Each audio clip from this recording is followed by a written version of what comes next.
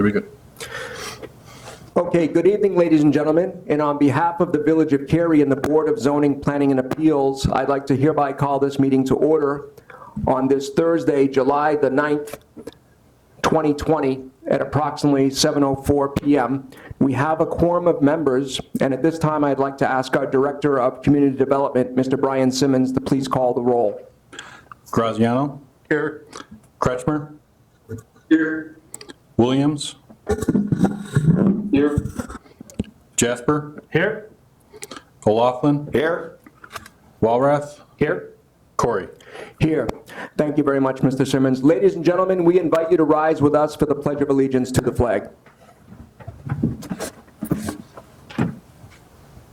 I pledge allegiance to the flag of the United States of America and to the republic for which it stands, one nation, under God, indivisible, with liberty and justice for all.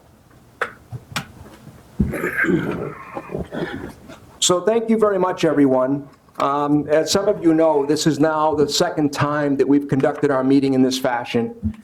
We have a little bit of a hybrid model this evening. We have a number of us here at Village Hall, and there's some of our members that are coming in electronically via the Zoom application. So I'd like to begin by saying thank you to one and all for their assistance in putting this meeting together. And before I begin, I do have some opening comments that I want to share with you. Some of you are aware that our colleague on the ZPA committee, Mr. Scott Pippin, has recently relocated out of state, so he has resigned his role as a ZPA member. And we want to certainly say to Mr. Pippin that his service over the past 4 years has been well received by the ZPA committee and our community, and we're grateful. One of the things that I could always count on from Scott is that he always came to our meetings prepared. He has crisp, critical thinking, and really provided a lot of depth to our meetings, which was really appreciated. In the end, he would vote his conscience, and I think as a member of the ZPA, I think that was always well received. So I know he's not here personally to hear our comments. We'll have an opportunity, hopefully in the not too distant future, to express our personal thanks for making our community stronger and for making our committee better. But in the near term, we'll just wish him every success in the next chapter of his life. So obviously, when a member comes off the ZPA, that means we need to bring a new member on, and I'm pleased to report that Mr. Rick Dudek was recently appointed this past Tuesday evening to be his replacement. Some of you may be familiar with Mr. Dudek. He has served on the Village Board of Trustees twice, and he has also served over in Mundelein, if my memory serves me correctly. So he brings a lot of knowledge and expertise around being an elected official, and I think the depth and expertise of our ZPA committee will go up exponentially. He's not here tonight because he, like I, in his professional responsibilities, has a code of conduct, and he has to get approval from his company, and it's highly regulated, and he just found out Tuesday night, so he's not here tonight. But we welcome Mr. Dudek to our future meetings. We know he's going to be a great get in his service here on the ZPA, so we'll wish Rick every success once he gets here formally. And along the same line, many of you have been working with us, especially the ZPA members, on an 8th member and an 8th associate member, and the whole thinking behind that was a best practice. And I'm very pleased to report that Mr. Rick Walrath is the gentleman to my right here in Village Hall that has succeeded in that role. And he too brings a depth of expertise. He does deal with municipalities on a regular basis, and I know he's going to bring a new dimension to the ZPA. So I want to be amongst the first, Mr. Walrath, to congratulate you, and we look forward to working with you. And one of the things I want you to know from us to you is that we're not going to throw you in the deep end. We're going to provide training. We're going to provide education. We'll assign you a mentor. And we'll get to those details probably after this meeting. But I want to thank you for joining us so quickly after your appointment on Tuesday evening. And perhaps I can turn the floor over to you and you can introduce yourself. Thank you. I appreciate that. Again, my name is Rick Walrath. I look forward to serving, and I appreciate the warm welcome from everybody. And I'm excited to go forward and help everybody here, and appreciate your help in leading me down the road, and hopefully we can work together for quite some time. Absolutely, and for the record, everyone, that you may not be aware, Rick Walrath represents the first 8th associate member, so congratulations on that distinction. You own that one now, Rick, so congratulations. Thank you. And so before I close out on this part of our comments, I do want to publicly say thank you to Mayor Kounick. Mayor Kounick was down here earlier and swore Rick in. I want to say thank you to Mayor Kounick for his support of the ZBA and also our elected officials, because these two appointments were done in short order, and it was really greatly appreciated. And along the same line, I really want to make a mention of staff. We work hand in glove with staff on the ZBA regularly. And Mr. Simmons, to my left here, is our business partner in the ZPA, and he does a tremendous job for us on a regular basis. So I do want to say publicly, thank you very much, Mr. Simmons, for all of your great work. He helps us turn the gears here on the ZPA. And to the gentlemen that are here with me on the ZPA committee, thank you very much for your outstanding work. It's really appreciated. So we'll move on to our process here tonight around the petitioners. We have 4 cases. We may go out of order tonight because I'm not sure how the Zoom application is working, so we'll get to that in just a moment. But for those of you that are unfamiliar with the process, the way we do it is Mr. Simmons here gives us an overview of the case. And upon conclusion, the ZPA members may have questions for Mr. Simmons.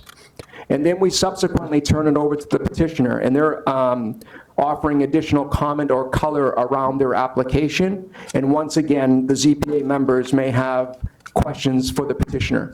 Once we close that portion, we will open up, and this is a little bit different for us tonight, we open it up to the public for comment. So for those of you that are assembled here, you may have seen a sign-in sheet in the back of the room. We humbly ask that you sign it because it is a matter of, it's a public document. And if you want to speak publicly, when you approach the podium, if you'd be kind enough to state your name and your address for the record. For those of you that are unaware, these proceedings do get recorded. So tonight it's a 2-phase process. One, it gets recorded on YouTube and we post it back on the village website. And then this is also getting recorded on the Zoom application. For those of you that are out there on the Zoom application, I'm just double checking if Ms. Miranda can hear us. Okay. Yes. Yeah. Okay, excellent. That's really good news. So once we close the public portion of our discussion, we bring that application back in, and the ZPA members themselves may have some questions amongst themselves. We take a vote, and in the case of the first request here tonight, the Miranda application, we have to ask, sadly, Mr. Walrath to sit out because for those of you that are unaware, the 8th associate member by state statute is not allowed to vote on variances. So just be aware of that. And what we plan to do, gentlemen, is create a little bit of a placard in the event that I'm not here, that you can review it and know what the rules of the road are, because the 8th associate member would not be able to sit on an appeal either. So please be aware of that reality as we move forward together. So that's our process this evening. And I know on the first application, it is a ZPA finals, which means it doesn't require any additional approval from our elected officials. You're right. And before I get to that, I just want to see if anybody has any questions or if the audio is sufficient for those joining us via the Zoom application. Okay, so before we begin with the first petition, what I'm going to do is need to address an administrative matter relating to meeting minutes from our last meeting. And gentlemen, in your packets, you would have received your meeting minutes. And I'm going to be seeking general consent via voice vote for the meeting minutes for 219 Foxford Drive, which was the variance for accessory structure. So is anybody missing their meeting minutes at all? So by general consent, those in favor of approving the meeting minutes for 219 Foxford Drive say aye. Aye. Any opposed? Was that an aye or a nay? It was aye. Okay, thank you. Thank you very much. And the second request for approval, again, via general consent and voice vote, is 170 Detroit Street. That was for the craft grower. Those in favor say aye. Aye. Any opposed? Okay, thank you very much, gentlemen. And now we'll move on to our first case, which is Village Case Number 20, ZPA 06001. The petitioner is Ms. Miranda. This is a request for a variation for a fence with a required front yard. The location is 116 Burton Avenue. And at this time, I'll turn it over to Mr. Simmons for an overview. Thank you, Mr. Chairman. As mentioned, the request for this evening is for the subject property seeking approval of a fence variation to install a fence within the front yard, which is along Burton Avenue. Briefly, the property is zoned R2A single-family residential, which, according to the history of the site, was part of the Frankie's addition to the village when it was annexed in the village. And the existing home was constructed on the property back in 1957. The petitioner is proposing this evening or seeking to variance approval to replace an existing fence which is on their property. There is a existing chain link fence which currently is in the location as proposed, extends in the front yard and wraps around the western portion of the property and then the property line along Frankie Avenue. They're seeking to replace that fence with a new 5-foot tall wood fence. As the existing fence is non-conforming under current regulations, it was installed previously and code regulations have changed since the time period was installed, so it is allowed to remain in its current location until such time it's damaged or removed. So with the proposal to replace the fence with a new 5-foot tall wood fence, the new fence would require either relief from the village's regulations for location of a fence or would need to comply with code regulations. The image which is on the left-hand portion of the slide, which is currently shown, shows the fenceable area of the property. The subject property is somewhat unique from a standpoint that it has dual frontage, is a triangular shaped lot. The front of the home faces Burton Avenue to the south, or the lower portion of the image, and the rear of the property faces towards Frankie Avenue. The front door of the home is on the Burton Avenue side, but there actually is a garage which faces towards Frankie Avenue from an access standpoint. The shaded red area shows the area where you could install a fence under code on the property, and then the solid red line on the western portion of the property shows the location of both the existing fence and the proposed fence location. The petitioner provided some information in their their submittal request for the reasons for why they believe the fence complies with the standards and the need for the fence in its current location. This slide here summarizes the standards that are established within the Unified Development Ordinance for consideration of a variation. Specifically, the hardship was caused by unique circumstances related to the land and not the general conditions of the district. The applicant has not taken any action that has caused the extraordinary condition. The relief proposed will not alter the character of the locality and in general is in harmony with the general purpose and intent of the regulations. Based off the information submitted by the petitioner and also the location of the existing fence, staff believes that due to the uniqueness of the property, the shape of the property, and also variations which have been supported by the village in the past in the area, in the next block over on both Park Avenue, there are two projects that were referenced in the staff report that had received variations. Staff is supportive of the request as submitted, and if the ZPA determines the various standards have been met, staff recommends that the ZPA approve a motion to grant a variance to allow the installation of a fence within the front yard for the property located at 116 Burton Avenue, subject to the two conditions listed. The first would be that the fence may encroach into the front yard, beginning only at the southwest corner of the primary structure and limited to the portion of the yard to the west of the structure. So as you would see, going back to the image, the portion of the property which would be directly in front of the home in this location would not be allowed under that condition to have a fence, the fence in this portion of the yard. It would be limited to the area shown to the west of the existing single-family home.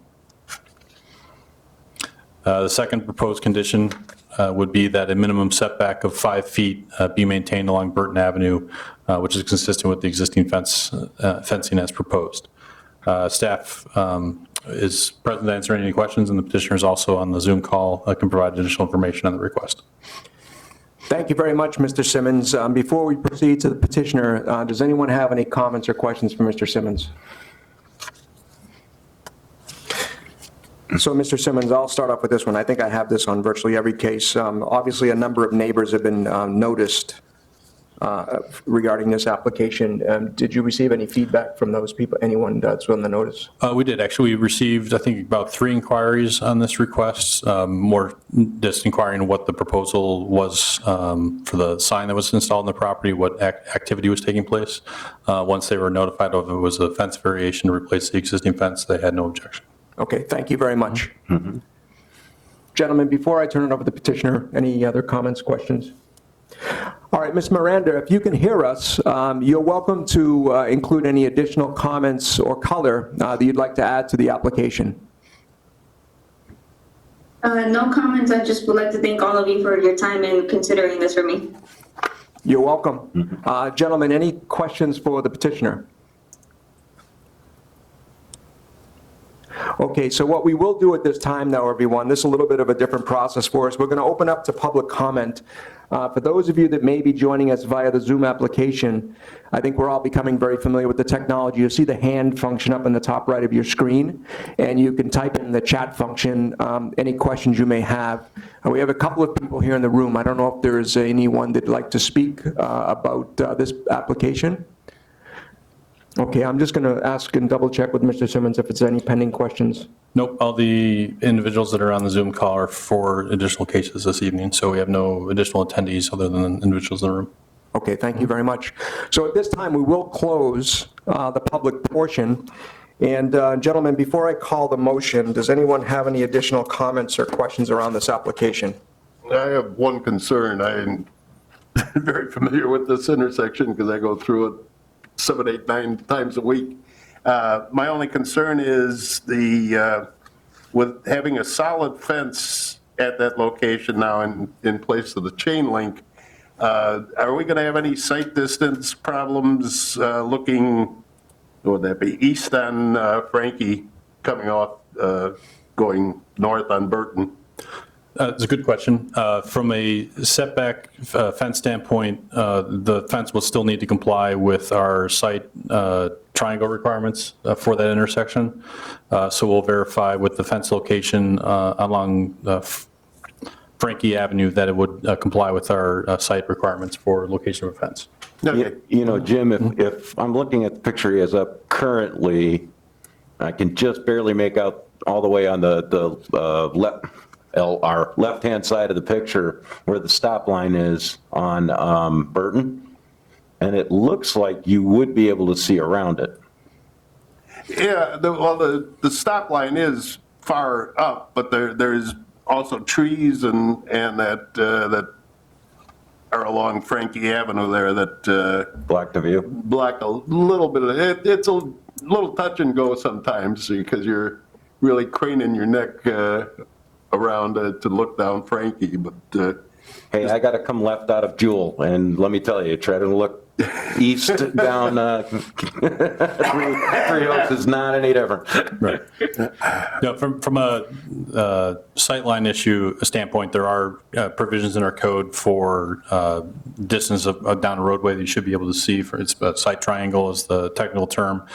So at this intersection with the stop bar, we would look at to verify how far you can see down Frankie Avenue from an access standpoint to make sure that a fence would comply with that standard. Understanding currently the fence that's there now is a chain link fence, so you can actually see through it versus a board-on-board fence. Yeah. You would have more difficulty in that, but we'll verify that as well for where it can go. But that wouldn't change the recommended approvals for this evening. Thank you, Mr. Graziano. Any other comments or questions? Mr. Simmons, I neglected to ask you this with regard to the petitioner. Was there any discussion around a landscape plan with the new fence, do you recall? We did not have additional discussions with the petitioner regarding landscaping as part of the petition. Was specifically they're looking to replace the existing fence on the property. All right, Ms. Miranda, if I can humbly ask that you would work with staff to potentially soften the look of the landscape plan with the new fence, would that be acceptable to you? Yes, that's acceptable. Okay, thank you very much. All right, gentlemen, at this time, the chair will entertain a motion to approve a variation to install a fence within a front yard for the property located at 116 Burton Avenue, subject to the conditions listed in the staff report, including some softening of the look with landscape plan. So moved. Second. Second. Too late. Thank you, gentlemen. Mr. Simmons, would you please call the roll? Sure. Graziano, Yes. Kretschmer, Texas. Yes. Williams, Yes. Jasper, Yes. O'Loughlin, Yes. Corey. Yes. So, Ms. Miranda, you have a positive recommendation, and on this application, this is ZPA final, so the key issue here moving forward is to simply work with Mr. Simmons, who can take you through the next steps. But you have final approval this evening, so we'll wish you every success with your project, and we're going to move on to our next case at this time. Thank you so much for the time. You're very welcome. Okay, at this time, I will call village case number 20, ZPA 06002. This is Kerry Fire Protection District. It's a request for a conditional use for an electronic message center sign monument, and the location is 2015 Crystal Lake Road. And I'll ask Mr. Simmons once again to give us an overview. Certainly. The request, as mentioned this evening, is for the Kerry Fire Station that's located along Crystal Lake Road. They are seeking to replace an existing monument sign, changeable copy sign with an electronic message center sign. Little history in the property. The property is currently zoned E1 single family residential. It has received, was built outside of the village regulations in the county and then was annexed into the village in 1998. We have two zoning cases history where we've approved for a accessory structure in the rear of the property in 2009. Original approvals were granted to that facility, and then in 2018, the board amended those approvals to expand the storage building. The proposal again this evening is the existing monument sign, which is in front of the property along Crystal Lake Road. The petitioner is seeking to replace the existing changeable copy portion of the sign, which is a manual changeable copy, which you see in the upper right-hand image on the slide. They're replacing that with electronic message center component. Per code, electronic message centers require conditional use approval and have certain standards within the Unified Development Ordinance that they need to comply with.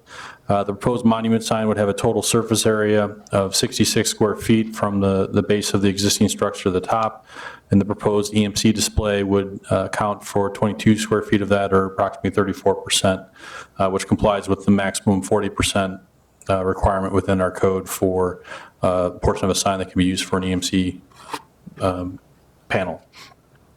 As mentioned, the section 512.3 of the Unified Development Ordinance has specific standards as far as how these types of signs may operate.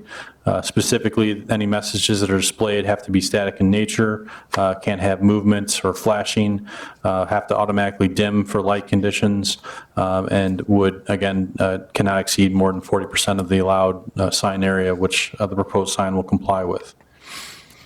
Within the Unified Development Ordinance, there are various standards that need to be met in order to approve a conditional use, which are summarized on the slide. Again, that the use will not substantially diminish or impair the values of property within the immediate vicinity, not impede normal orderly development of surrounding property, and not contribute to the overburdening of municipal services in the area. The petitioner did provide information within their packet as far as how they believe the proposed sign complies with those standards, and staff does concur that staff would recommend that it does meet the standards as well, and should the ZPA also reach that determination, should recommend approval of a conditional use to the village board for an electronic message center sign for the property located at 2015 Crystal Lake Road, subject to the conditions that are listed in your staff report. I'll be more than happy to answer any questions you may have in the petition, and there are two representatives from the petitioner that are on the call this evening as well. Thanks again, Mr. Simmons. Gentlemen, before we turn it over to petitioner, any questions for Mr. Simmons? Mr. Simmons, if you could go back a couple to our condition, right next one, there. Since we are talking about the fire department, and it says must display static messages, Is there any relief that could be offered to the fire department to allow for something that's not static in the case of an emergency, an Amber Alert, something along that line? Or is that code that we have to follow?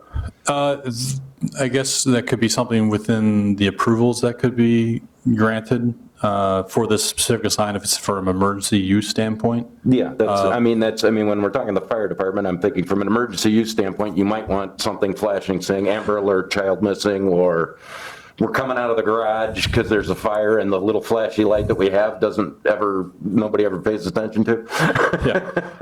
That certainly could be something that from a specific use for the property and the specific sign, if the board is comfortable with those types of items, that they could grant something to that effect. I do know from the operation of these types of signs, and the petitioner could probably give more information on that, the emergency vehicles leaving the property likely wouldn't be able to use it for that purpose. No, just but from a timing standpoint of being able to change the message. Right. But if there's other types of message that the village would be open to allowing that on the sign, certainly we can limit it to this sign, and it wouldn't impact other signs. No, yeah, it was just a question, and I don't know how the fire department feels about it. I just wanted to know if that was a dead stop rule, or if, because they're the fire department, if in emergency situations it could be changed to where they could do it. Yeah, it certainly can be a condition of this conditional use if approved that the ZPA and the village board wanted to amend that requirement for this sign. The conditions can be modified to allow it for specific emergency situations. I believe that would be appropriate for the intended use of the sign. Okay, thank you. That's a good question. I also have a question regarding the standards. And when I first read this, I was thinking back to the Methodist Church sign the other day. And section 4C, I believe, says can't change more frequently than once every 6 seconds. And what you have in this petition is 3 seconds. Correct. This slide is incorrect. It's a good catch. It is 3 seconds as the time is the max. The message cannot change more frequently than every 3 seconds. The image I use in this slide is outdated from a previous code. We changed that in the last. Back of my head said that when we approved the Methodist Church, it was 6 seconds. We modified one of the more recent code amendments that we had performed, modified that requirement from 6 seconds down to 3 seconds. Earlier this year, I believe that was passed by the village board. But when the Methodist Church came through, that regulation had not officially passed by the village board, but we had, Okay, this so board had reviewed it previously. I'm not losing my mind. No, you're not. No. Okay, And just wanted to make yeah. sure. That's a good Okay, catch. so 3 seconds is our standard, and that's what we're now using for this petition. Correct. So verify the condition that is proposed in the staff report references the 3 seconds, which is Yeah, the current right. time. Yeah. And that's, Yep. okay, no problem. Good catch. Great catch, Mr. You Brasiliano. read that one deeper than I did, Jim. I didn't catch the 6 on the old Well, I didn't catch it originally, but back of my head said, 6, not that 3. seems awful quick based on what we did a few weeks back. So, Smart. okay. Yeah. All right. Gentlemen, other comments for questions for Mr. Simmons? Mr. Simmons, I will ask the same question that I asked on the previous application, which was those that you would noticed, were there any feedback from those residents? The village did not receive any feedback on this petition. Okay. So at this time, we will turn it over to the Kerry Fire Protection District for additional comment or color on the application. No comment or questions. I appreciate your consideration. Did you want to comment further on Mr. O'Loughlin's comment regarding the need for emergency signaling should it arise? Please. More than likely, we'll not use that feature because it takes a lady in a computer to put it in. Our secretary handles that. So anything emergency-wise wouldn't be done that quickly. Okay. We can look at the Amber Alerts, but for anything with the emergency side, we wouldn't consider that. Thank you very much. So if there's no further comments or color from the petitioner, we'll close that portion of the meeting and now open it up to the public I don't know if there's anyone here that would like to comment. And Mr. Simmons, I'm looking to see if there's anyone else that's joined since our last time. Okay, then we will in fact close that portion of the public comment period. And before I call the motion, gentlemen, any other questions or comments around this request? Okay, the chair will entertain a motion to approve a conditional use for an electronic message center sign for the property located at 2015 Crystal Lake Road, subject to the conditions listed in the staff report. So moved. Second. Thank you very much, gentlemen. I just ask the question I ask every time. Since these are, we're quoting standards from our ordinance as conditions. Yes. Why? So from the approval standpoint, if granted by the village board, the petitioner is required to sign off on the conditions for the operation of the sign, or sign off on the approval of the ordinance. So we incorporate that in there to verify that they're compliant with those regulations as currently in place. Okay. It just seems redundant to me. Yep, I understand. All right. Any other comments, gentlemen, before I ask Mr. Simmons to call the roll? Mr. Simmons, would you call the roll? Kretschmer? Yes. Williams? Yes. Jasper? Yes. O'Loughlin? Yes. Walrath? Yes. Graziano? Yes. Corey? Yes. So the way this one will work to the Kerry Fire Protection District, you have a unanimous decision by the ZPA, and I believe this gets placed on the consent agenda. However, it still needs final approval from our elected trustees, so I again encourage you to stay very closely contacted to Mr. Simmons until it's finally approved. Sounds good. Thank you very much. You're welcome, and thank you very much for all of your service. It's greatly appreciated. Thank you. Before we go forward, so for the individuals that are on the calls, after we hear your case, you're welcome to stay on for the remainder of the meeting, but if you want to log off, you're free to do so as well. Thank you very much, Mr. Simmons. Okay, folks, we're going to move on to our third case now. This is village case number 20ZPA 05003. This is ALA Architects and Planners, and this is a map amendment to rezone from R3 to R2, and the location is 279 Spring Street. And at this time, I'll ask Mr. Simmons once again to give us an overview. Thank you, Mr. Chairman. As mentioned, this request this evening is for a rezoning of a vacant parcel, which is located on the east side of Spring Street, just south of the downtown area. A brief history on the property. According to village records, it looks like the property was annexed into the village in 1980. And at that time, it was zoned R2 for single family. In 1989, the property was subdivided into 2 individual lots and later was rezoned in 1991 from R2 to R3. In 2006, and this information was in the agenda packet, there was a case that was proposed for the property for the development of a 5-unit townhome development, and that project received approval of a variance to reduce the front yard setback, which at the time in the R3 district was 50 feet down to 30 feet, but that project never went forward, and the property remains vacant to this day. This evening, the petitioner is present here in the boardroom. He's seeking to rezone the property back from the R3 district to the R2 district, as recently purchased the property and is looking to develop a single-family home on that site. Just a brief overview of the property. Currently is 2 parcels, or comprised of 2 parcels that are under common ownership. The total area of the site is about 115,000 square feet.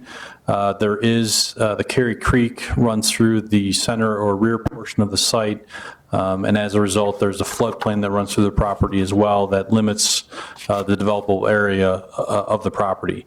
The proposal, as shown in the image on the right-hand side, is to construct a primary structure and also an accessory garage along with the home so that the individual can use it as a primary residence for their use. There are regulations beyond the zoning aspect with the floodplain that any construction on the property would need to comply with. Just any work within that flood zone, any fill or whatnot would need to comply with state regulations for work within a floodway, and will provide adequate compensation for any additional fill that's provided there. Also, the staff has discussed with the petitioner the current location of the home is over an existing easement, which does have a water line which runs through that property, so the structure as proposed on the site would need to relocate on the plans, but generally the petitioner is just seeking a map amendment to rezone it from one zoning district to another, and then there is no additional relief that's requested as part of this evening. So whatever is constructed on the property, should it be approved for a map amendment this evening and also by the village board, would need to comply with regulations for the zoning district for setbacks and structure height, et cetera.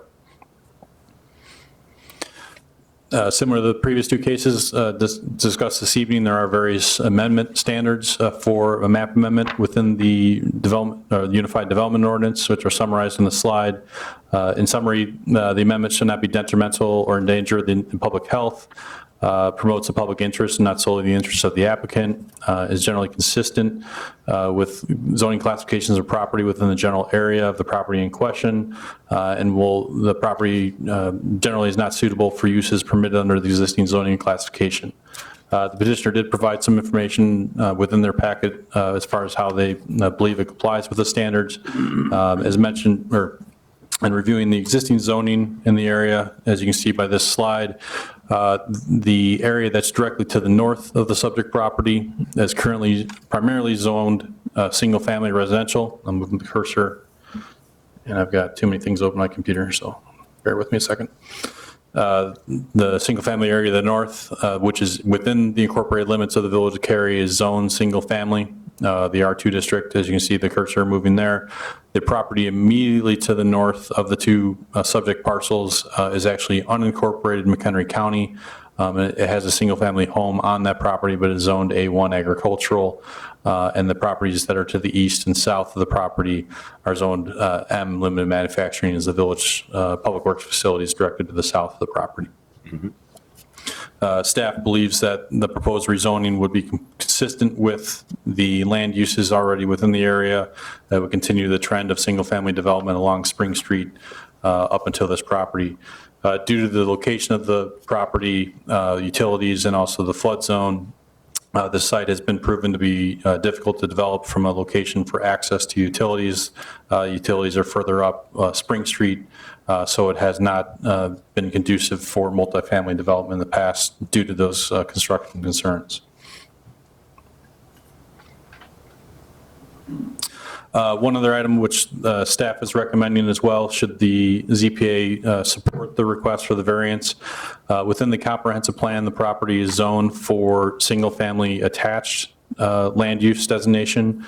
That designation is appropriate for townhome and row home development, and the designation that was granted the property when we adopted the comprehensive plan back in 2015 was given based on the relationship to the existing zoning for multifamily housing at the location. It's not required, but it's generally good planning practice to have the comprehensive plan line with zoning. So if the ZPA recommends that this property does be rezoned to single family, the R2 district, staff would also recommend that the board would recommend a modification to the land use map to change the land use designation from single family attached for this property to single family detached, which would be consistent with proposed land use of a single family home on the property. And that will also be consistent, as you can see on the slide, with the existing designation of properties to the north.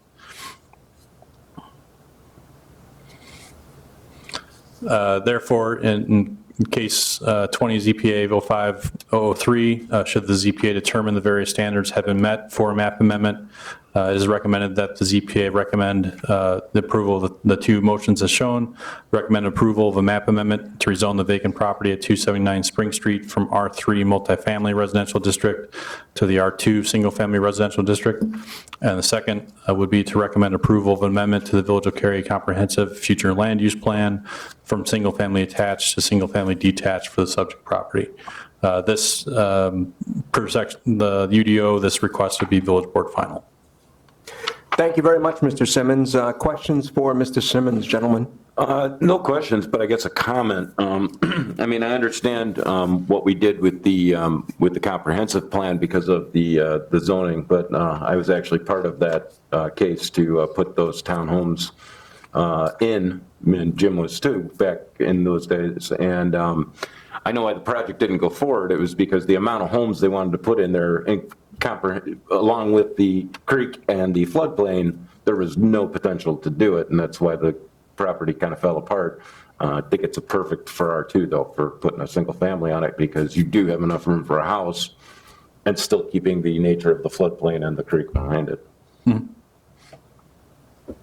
Thank you very much, Mr. O'Loughlin. Gentlemen, other questions or comments? Of course. Thank you, Mr. Graziano.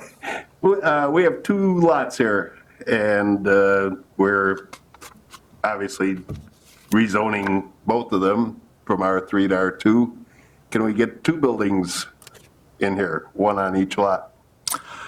Yeah, you technically could, because there's two individual lots, so that by both of them, both lots comply with the minimum size requirements for the single-family district, so it would be possible to construct two homes on the property. The issue from that perspective would be the connection to utilities as far as how that would work in this particular location. But technically, under the R2 district, with two individual lots, you could have two homes constructed in this area. Petitioner is proposing to construct one at this time. Follow-up question? Please. Is it physically possible to get one on that northern lot?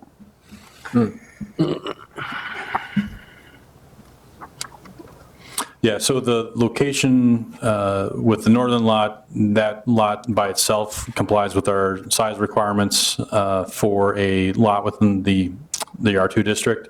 The proposed accessory structure shown there complies with the setback requirements.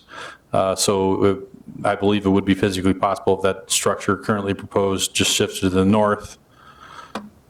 The floodplain area, the limits of the floodplain are this kind of dashed line that runs through this image.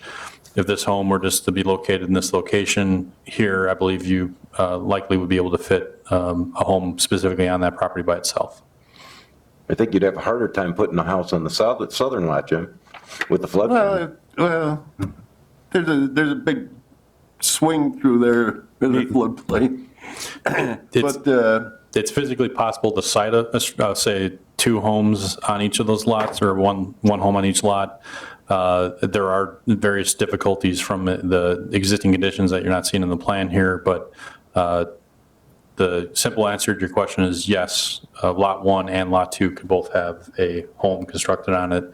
The petitioner this evening is seeking to rezone both lots for the intention to construct one home at this point. Okay, then part B, if the home were to be constructed the way it's shown on this plan, straddling the two lots, would we have to re-subdivide the property into one lot? So that would be a condition. In this particular case, there is a utility that runs through the easement on that property line where the home is situated. So we've advised the petitioner that the home would have to be relocated out of this easement area. So that would push it either further north or further south out of that easement. Okay. So if the structure were to be constructed across the property lines, we would require it to be consolidated into a single lot. Okay. Just want to make sure that I have my ducks in a row. Sure. You usually do, Mr. Graziano. So thank you. Any other questions, Mr. Graziano? No, that's quite enough. Gentlemen, other questions before we turn it over to the petitioner? Mr. Simmons, I'll ask the question I've asked of the previous two cases. Obviously, citizens have been noticed. Did you receive any feedback from any of the noticed citizens? Not in this case, no. We did not receive any feedback from the public. Okay, thank you very much. So at this time, I think we will turn it over to the petitioner for any additional comments, questions, or color to the application. I don't have any other questions. Okay. Do any of you have questions for the petitioner? So, sir, I have one, so you may have to come up to the microphone and just state your name and address because it's being recorded. So my name is Alexander Idzikowski, and the address, the property is 279 Spring Street. Thank you very much. My only question was going to be for you that with regard to constructing the home, is the garage going to be built concurrently or going to be done separately? Are you going to be building the garage and the home together, or are they going to be done separately? You know, I would, you asking when it's gonna be built? Or- Well, in other words, when you build the structure, are you going to build the garage separately, or is it going to be done concurrently with the entire structure? Well, it's up to the zoning. If you allowed me to put garage on the side, I would rather do that. Yeah. And then have a house separate. Okay. I got it. But it's up to you how you approve. Okay. Yeah. And so from I a, was even thinking to, because of the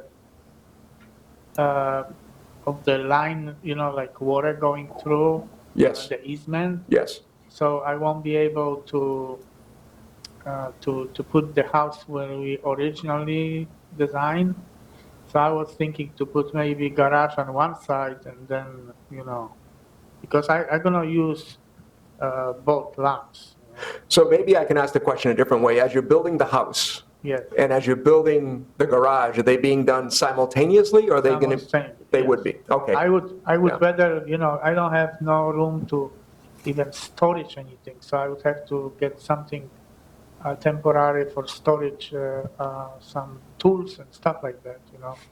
So I would do probably same time. I know I cannot build first garage Yes. because you won't allow me. So first it has to go house, you know. Thank you very much. You're And Mr. Simmons, were you going to comment further on that? yeah, just as the petitioner just mentioned, so from a accessory use standpoint, the detached garage can't be established on the property first. The house would need to be Yeah, established. I And if they understand. both are constructed at the same point, that's compliant.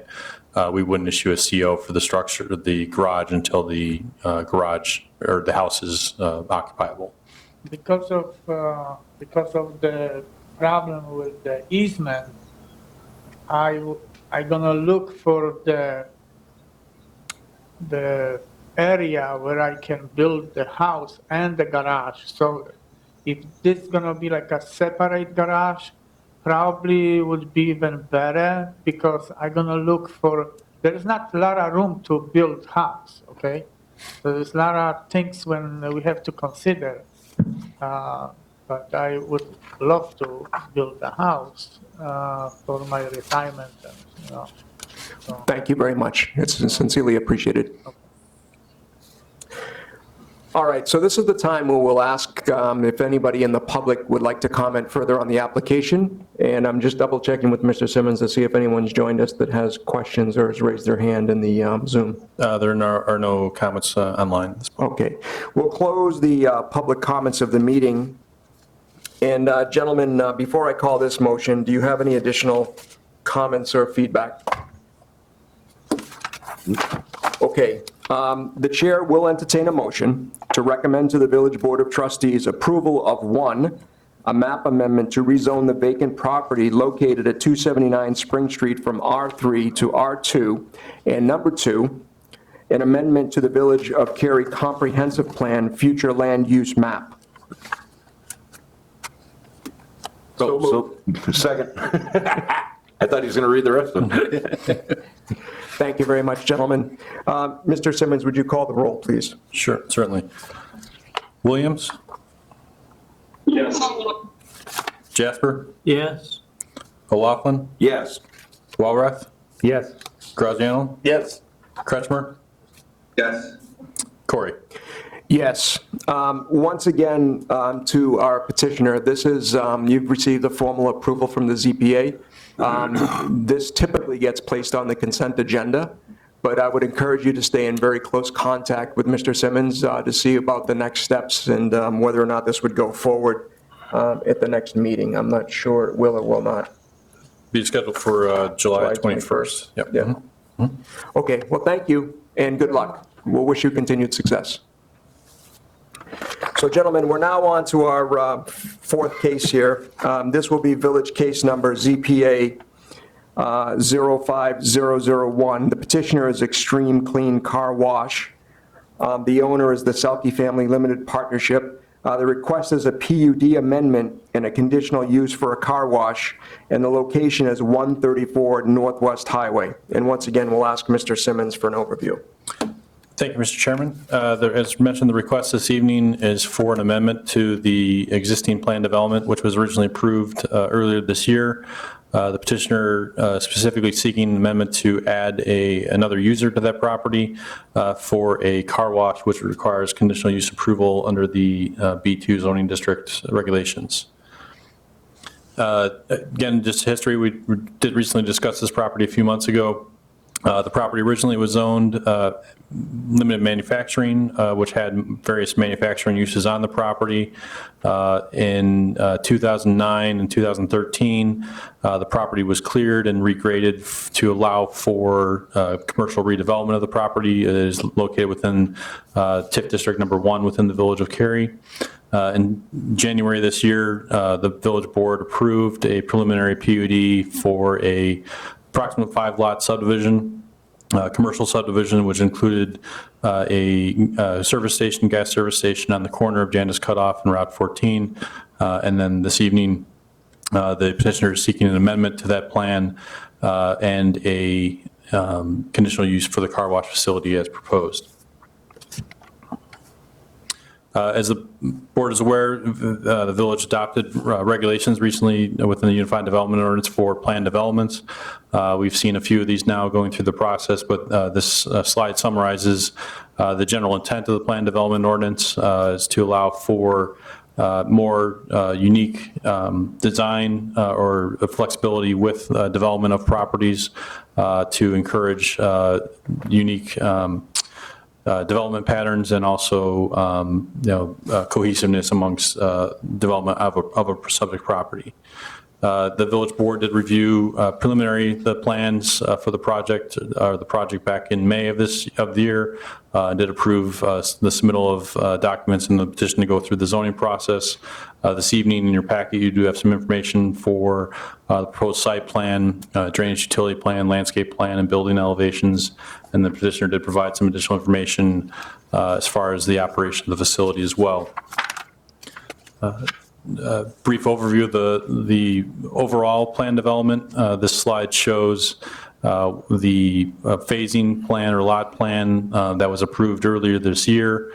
There are a total of 5 lots, with lot 1 is the proposed location for the gas station on the corner. The lot 2 is actually the proposed car wash will accommodate or be developed on a portion of lot 2, not the entire site of lot 2. As you can see, there's a larger portion to the east that would remain for a potential additional user if this project were to be approved and go forward. There's also lot 3, which would have frontage along Route 14 on the eastern portion of the property, and a lot 4 to the southwest portion of the site. Lot 5 consists of the 3 detention basins that are located along the rear of the site that would serve all the development of the property for stormwater drainage. As proposed, the car wash site plan will have access to the main access point off of Route 14 into the site. There will have a shared access drive with the gas station to the direct west, which will line center lines, and then we'll have counterclockwise access flow through the car wash facility with stacking lanes on the west side of the property, and then the car wash facility on the east side. There also is proposed a future connection point to whatever future development were to occur on the remaining portion of Lot 2. So vehicles that were to access the property, sorry, I have a window here, access the property from Route 14, they would be able to either utilize the car wash facility or would be able to drive through to connect to the adjacent property. Also, in the rear of the site, as you can see, there's the shared drive aisle for the entire development, which would provide additional access to other lots within the subdivision. But as shown here, the car wash would primarily stand by itself from an operational standpoint with vehicular access to other properties. This plan shows the proposed utilities. The petitioner can provide additional information if there's questions on the overall design. The stormwater drains will collect any stormwater within the parking lot and will drain to the rear of the site into Lot 5, which is the detention basin to the rear of the property. There also will be, for the car wash operation, a triple catch basin, which will separate any oil or other chemicals from the water prior to exiting into the sanitary system that will go to the lift station constructed on the southeast corner of the property. A landscape plan has been provided, which complies with the village's Unified Development Ordinance regulations as far as the location and quantity of plantings. In addition, the petitioner has provided building elevations for the overall design of the structure, which will utilize metal roofing, stone at both the base of the building and vertical elements, and then block materials as well for the facade with down lighting as well. Any signage proposed on the elevations here has been reviewed as preliminary, would need to comply with the village's regulations for signage, and if any variation is necessary for that, that would have to come back to this board at a future time for review. As within all of our regulations or projects that are reviewed, there are standards that need to be met for planned developments standards as shown in the slide. Generally would review the potential impact on their property, impact on public facility and resources, parking and traffic circulation for ingress and egress, adequate buffering, and so forth. The petitioners provided a response to these standards within their petition as far as how they believe it complies with each of the standards as proposed within the Unified Development Ordinance. The ordinance also includes standards for modifications that are required to the underlying zoning. This petition does not require any standards or modifications or variances, if you will, to our existing regulations that would comply with all setback requirements and height requirements for the proposed development. The one additional approval that would be required for the car wash facility is it would require conditional use approval. As summarized in the slide, the overall development has been designed in a way to minimize the access points to both the Route 14 frontage and also Jandis cutoff. There are various interior access aisles that would provide access to the various lots as development occurs, and stormwater drainage facilities have been constructed to service the entire property or have been designed to service property as all development occurs on the property. Based on the information provided, should the ZPA determine that the various standards as presented here have been met, staff recommends that the ZPA recommend, I didn't modify the slide, I apologize, would recommend, going to my staff report, sir.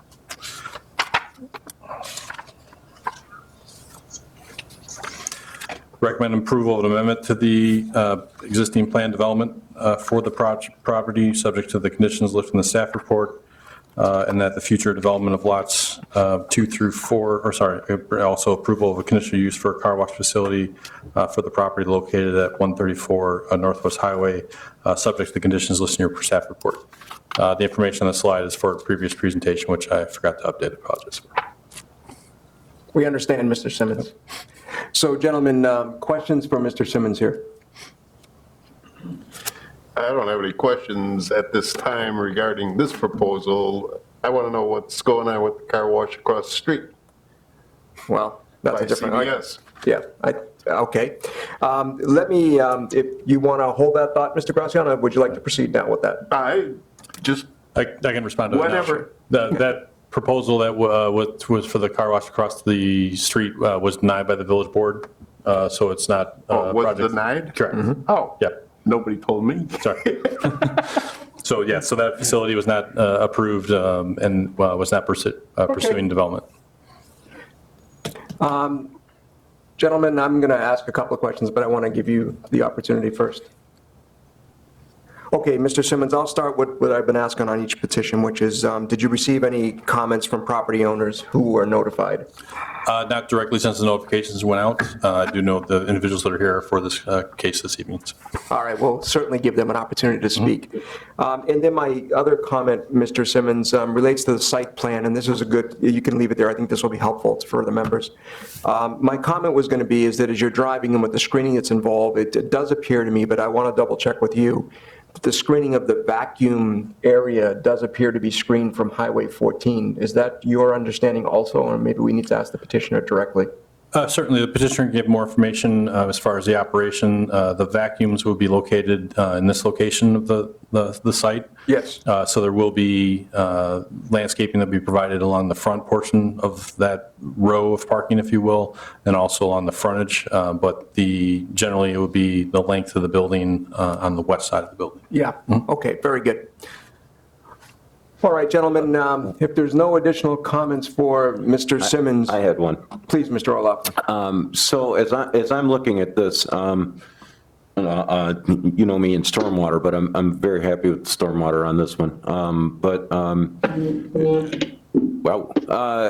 Are we looking at a right in, right out only from 14, and then there's no other way to go back to the other road to go out to Jandis, correct? Or So it's a good question. From a design perspective, Elgin got freaking hammered. I guess on 25, all the trees. You're live on the microphone. Mute your phone or mute your line, please. I muted him. So the way the site has been designed, that's a better picture than I'm looking at here on my, or I could see it better up there. Yeah. All right. So this access point here, as designed, will be not a full access, but a near full access. You'll be able to turn right into the property and also right out. But it also will have a left turn lane into that area. So you will not be able to leave the property and turn left to go west down Northwest Highway. Correct. But if you're coming from Fox River Grove direction into Kerry, you would be able to turn into the site. So the left in would be a permissible movement at that location. But I And then guess to- my question is on the southern portion of what will be the Thornton's development, that's a road that can also be used to go out to Jandis, or no? Correct. Yes. So as the site develops, you'll have this access point to enter into the property, and then there will be an access road behind the Thornton's development that will provide access to Jandis Cutoff. That will be a full access point here. So anybody any customer of the property that wanted to continue to go west on Northwest Highway, they would not be able to exit the property here, but they would be able to go along the shared access aisle to Jandis Cutoff, then up to Northwest Highway to use the signal to transverse west. Okay, thank you. On that same line, Mr. Simmons, the question I would have is if the Thornton's development is not progressing at the same speed as this, would there be access to get to Route 14 West if the car wash is finished, but the Thornton's gas station is not finished? Is there going to be a time frame where potentially somebody in there is landlocked into only exiting into eastbound 14? That's a good question. From the development standpoint, as I understand from the timing perspective, the car wash facility would not be constructed without the service station being constructed first. So the two uses go hand in hand from that perspective. So it is, from my understanding, with the gas station that's going in, that roadway or those 2 access points would be constructed as part of that project. If both projects are constructed at the same time, those improvements will be constructed as part of that as well. Thank you. Good question, gentlemen. Before we move on to the petitioner, any additional comments or questions, gentlemen? I have a fuzzy memory. Going back to the previous car wash facility, which was on the opposite side of the road, I recall conversations regarding work on lift stations that needed to be done. And I can't recall if it was on the north side of 14 or if it was on the south side of 14. What's going on with the city's village sewer? Certainly. So since the time period that previous petition went through the zoning process, there has been a lift station that has been constructed. You can see the icon on the screen in the southeast corner of the property here. So the village, utilizing dollars that were in the TIP fund, went forward and constructed that utility improvement that would serve this development and then also potentially any development closer to the river in the Jack's Channel property or property across Route 14. So that improvement has been completed. As part of the development of this property, the developer would be required to install utilities along the frontage of the property that would tie into that lift station. So any development that occurs on this site would eventually, sanitary wastewater would flow into that lift station and then off the property from there. The other lift station, which is currently constructed on the call it northwest corner of Jandis Cutoff and Northwest Highway, once this one is fully operational and connected to that one potentially could be abandoned so that all that lift station currently services would flow to the new lift station and then be pumped towards the wastewater facility and the public works facility. Yep. That's a good recollection, Mr. Jasper. I had a similar question, so well done. Any other comments or questions before we move over to the petitioner? Okay, so for our petitioner on this particular request, we'll open it up to you for any additional questions, comments, color from your side. I'm sorry, this is the petitioner. What was the question? We're turning the floor over to yourself now. If you'd like to add any additional comments to the application or clarification or color to what's being requested.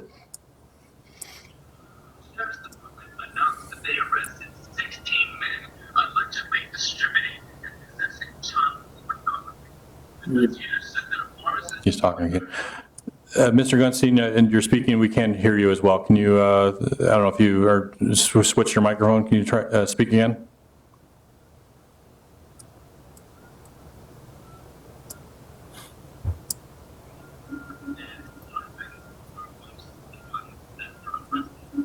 No. It's... This is Michael heading Park Design. We were the design consultants for Mr. Gunstein. I think Brian did a really good job of covering most of you guys' questions on the access and such, utilities. I don't think we have any more questions, but I'd open it back to Mr. Gunstein to get to him there. Yeah, we're having difficulty hearing him. I don't know if you have the ability on your side to communicate with him in a different fashion, but if you could let him know that we cannot hear him.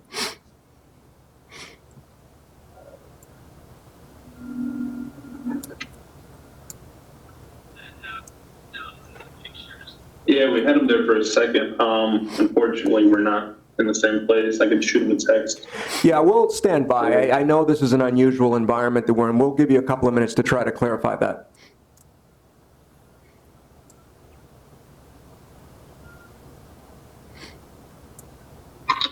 This is Dan. Were you guys looking for me still? Yes, do you have anything else you want to add to the petition, Dan?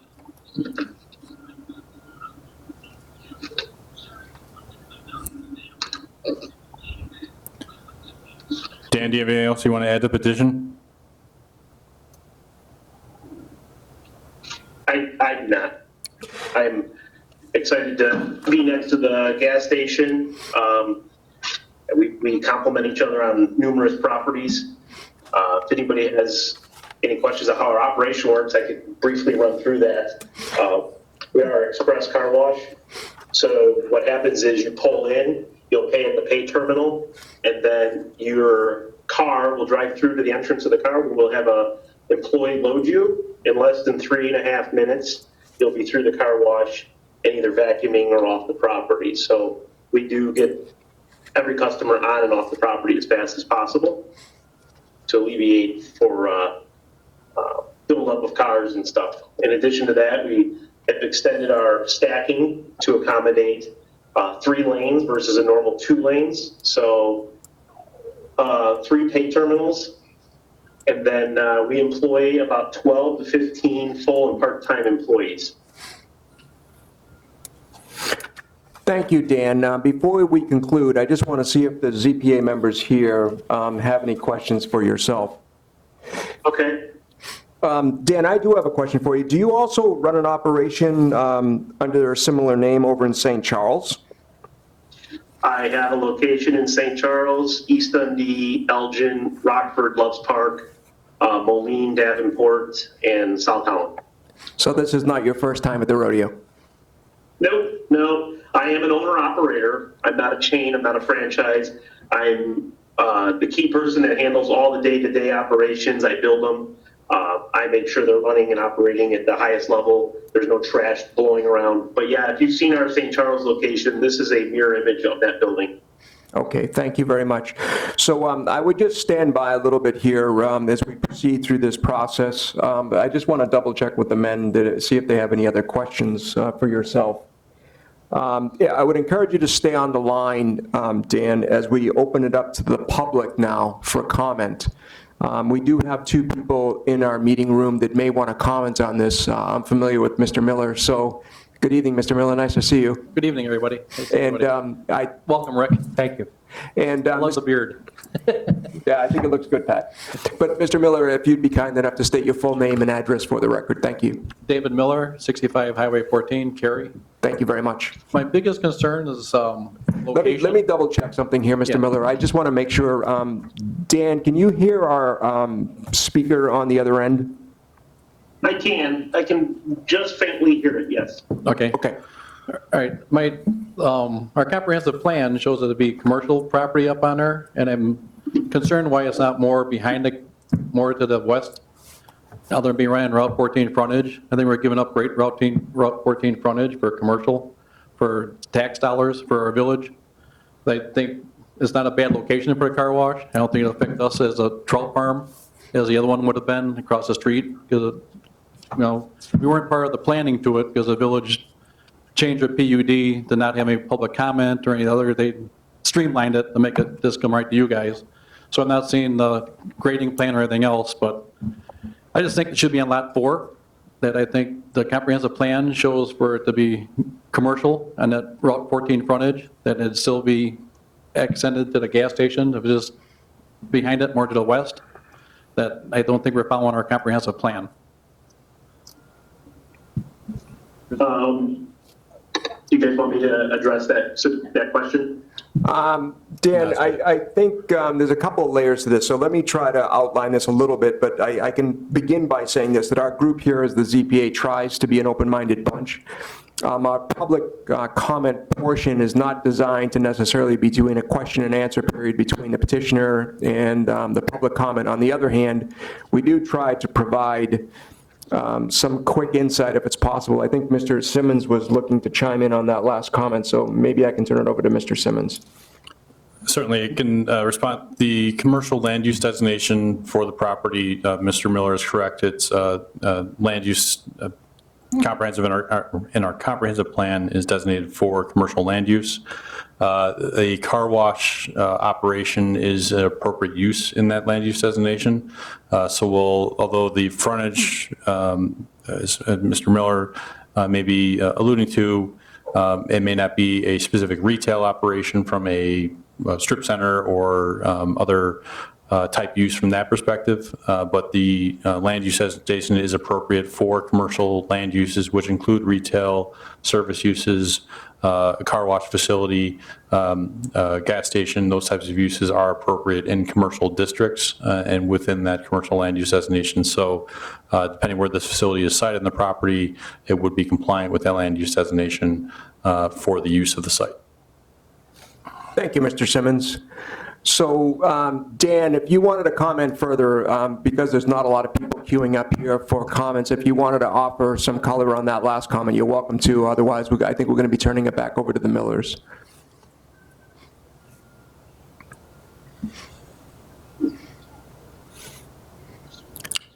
Dan, if you're speaking, we can't hear you again. You muted yourself.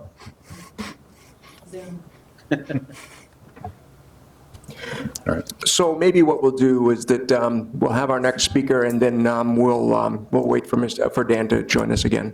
And once again, your name and address for the record. Thank you very much. Christina Anderson, 65 Highway 14 in Kerry. Nice to see you again. Nice to see you too.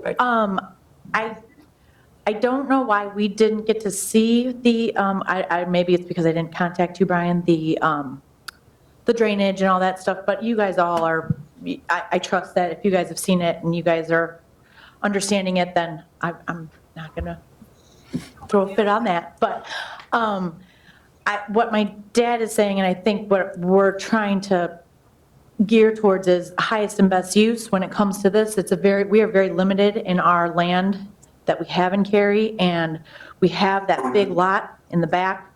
And I just don't understand, looking at this, how this is going to pan out.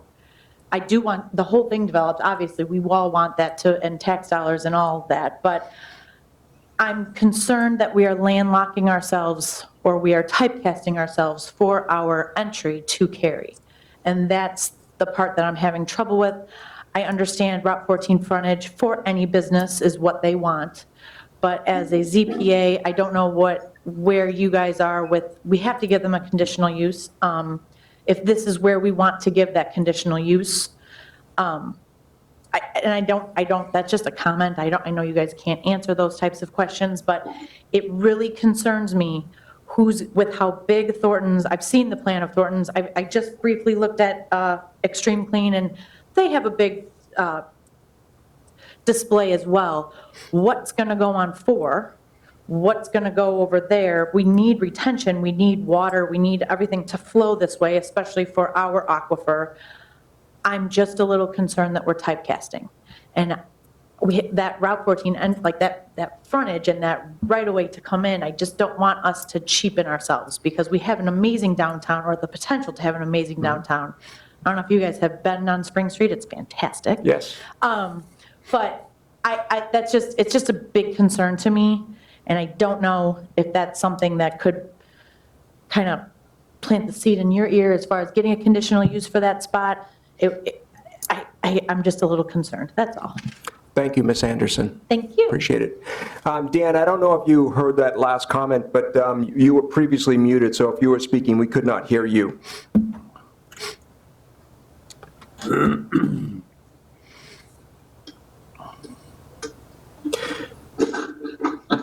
You hate when I do that, don't you? Someone has an open mic. I just muted him.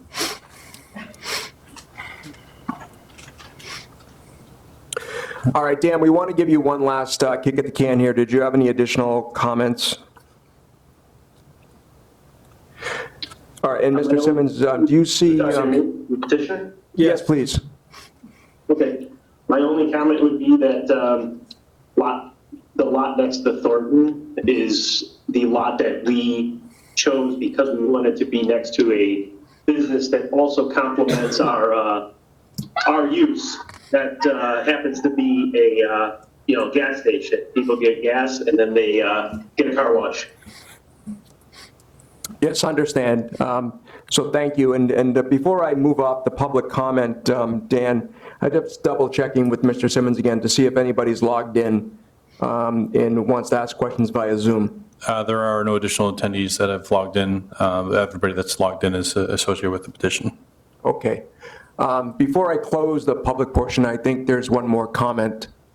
See, Lot 4 is right next to the gas station. That's why I think it doesn't need to be on Route 14 frontage.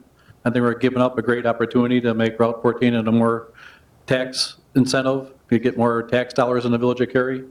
The car wash is a great spot to be there, but I think Lot 4 would be a better location for it. They're giving up a great opportunity to make our frontage coming in be more tax incentive for the village of Kerry. There's not much tax dollars comes out. Gas station generates a lot of tax dollars. I know every big gas station already taking up 3 acres of the frontage. I mean, it's a huge gas station for, I don't know what reason that was for, but I just think the location is poor, that it could be a little more to the west, or east, no, west, Lot 4. It'd still be seen from Route 14, still be part of the gas station, and I think it should be something more for consideration to be thought about a little more. Thank you, Mr. Miller. Thank you, you guys. Thank you.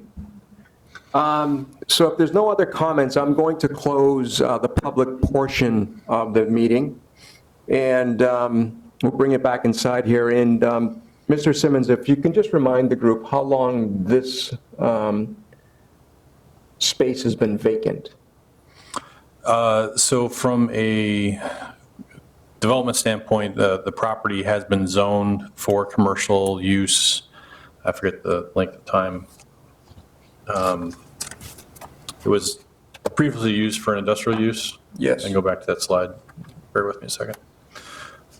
So previously it was zoned for industrial and was rezoned in 1997 to allow for commercial development. The existing uses on the property remained as they were not conforming at that standpoint, but were able to continue operation. The 2 businesses or multiple businesses that were there since closed their doors or ceased their operations on site, and the property was cleared in around 2009. The majority of the property was cleared to make way for commercial development, and then was finalized in 2013. So the subject property in general has been vacant in its current form for at least 7 years from that perspective, but has been zoned for commercial use for approximately 23 years. Thank you very much, Mr. Simmons. Gentlemen, before I call this motion, do you have any other comments or questions around this request?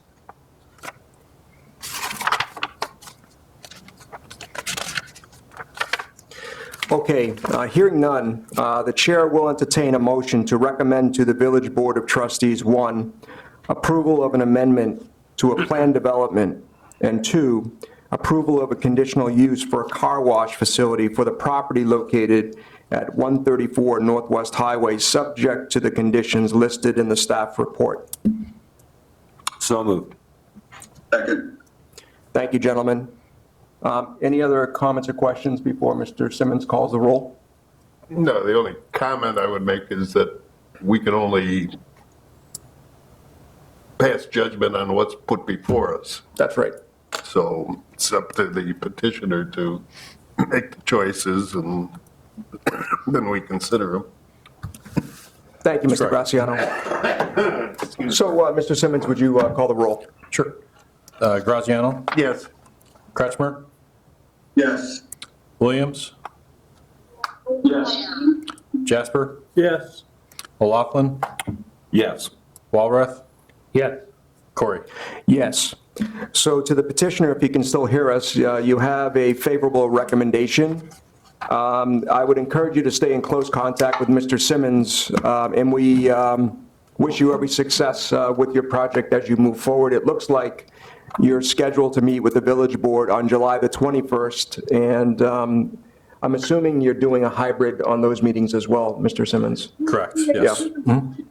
So Dan, if you Thank you can... very much. If you can hear us, your next scheduled meeting would be on July the 21st, but I would encourage you probably to give a phone call to Mr. Simmons just to clarify. Thank you very much. Thank you and continued success. Thank you. Okay, gentlemen, we're nearing the end of our meeting, but before we do that, I just want to double check with Mr. Simmons to see what may also be coming down the pike for your own planning purpose. Sure, certainly from the August standpoint, or for our public hearing in next month, we will have a petition related to the Kerry Grove Park property next to the high school on 3 Oaks Road. The Park District is proposing to annex that property into the village, and upon annexation, rezone it for the development of a aquatic center. So that'll be going through the zoning process for a plan development approval for that site to construct the first phase or second phase of that park property, if you will, with the first phase being the soccer fields that are constructed on the property. They'll be asking for a long-range approvals for that property to do the aquatic center and then also potential future improvements out there as well. So that'll be a hearing scheduled in August. There may be one or two other cases along with that that I've had discussions with individuals for smaller cases, but that would be a larger case that we'll have on the agenda for that time period.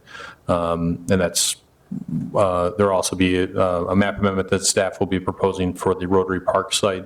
We're in the process of completing the annexation of the portion of that site that was in Algonquin. It's been in the process of being disconnected from them and annexed into us, or the Village of Kerry, I should say. And then once that's completed, we'll have to go through the process to rezone that property to the Park and Open Space zoning district. But those are cases that are coming down the line. Will be a few map amendments related to those two projects. Very good. So gentlemen, before we adjourn, I just want to double check that everyone has a bite at the apple here. And Mr. Williams, if you can hear us, one of the commitments that I made to our newest member, Mr. Walrath, is that we would provide training, education, and also a mentor. And I understand that you may know Mr. Walrath, who may reside in the area near you, and we're wondering if you would step forward and consider being a mentor towards Mr. Walrath. It would be my pleasure. Well, thank you very much. That's greatly appreciated. So without further ado, gentlemen, the chair will entertain a motion to adjourn. So moved. Second. Thank you very much, everyone. Meeting adjourned. Congratulations on your first meeting, Rick. Thank you. You made it. Thank you.